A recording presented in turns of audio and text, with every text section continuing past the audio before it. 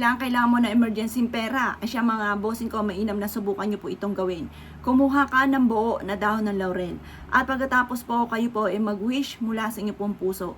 Sabihin nyo po, kailangan ko ng pera at meron akong babayaran. Or kaya kailangan ko ng pera dahil ako'y bibili ng pagkain namin.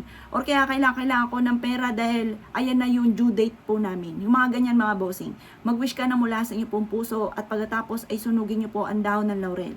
Gagawin nyo lamang po ito ng mga alas 7 ng umaga na nakaharap ka sa gawing silangan kung saan naliwanag ang sinag ng araw. Ang liwanag ng araw ay liwanag ng buhay tungo sa ating tagumpay.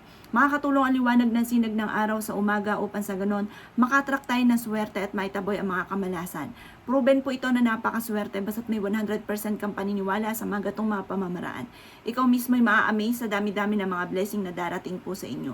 Kayo mismo ay maa-amaze dahil kayo po ay hindi na maubusan ng pera. At tuloy-tuloy na ang agos ng swerte po sa inyo. Mapapansin niyo po matapos nyo po itong gawin na may mga nagagawa kang bagay na hindi nyo inaasahan na yung pala ay dito ka suswertehin. Or kaya may mga dumarating na swerte na hindi inaasahan na dito ka pala yayaman. May mga swerte na hindi inaasahan at hindi mo inaakala na kayo po pala ay magkakaroon ng maraming pera.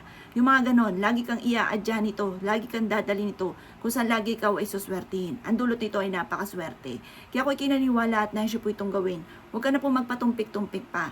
Makakatulong po ito upang sa ganon, masigit ka na maka-attract ng swerte.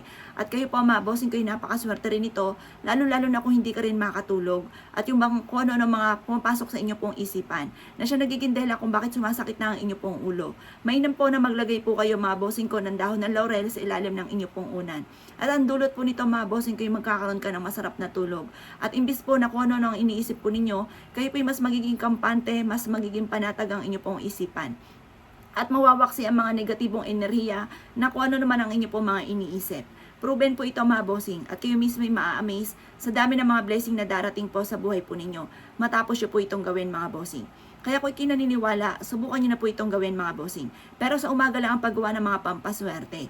At yan po para masigit na mabilis matupad ko naman ang inyo pong mga iwi-wish. Kaya ako'y kinaniniwala at naisyo po itong gawin, huwag ka na po magpatumpik-tumpik pa. Makakatulong po ito upang sa ganon ay magtuloy-tuloy ang dami ng kaperahan, magtuloy-tuloy ang pasok ng swerte, magtuloy-tuloy ang lahat ng inyo pong mga ninanais at lahat ng mga pinapangarap po ninyo. Kayo ay magugulat at matutuwa at ang inyo pong buong pamilya. Dahil sakop na rin siya nito mga bossing.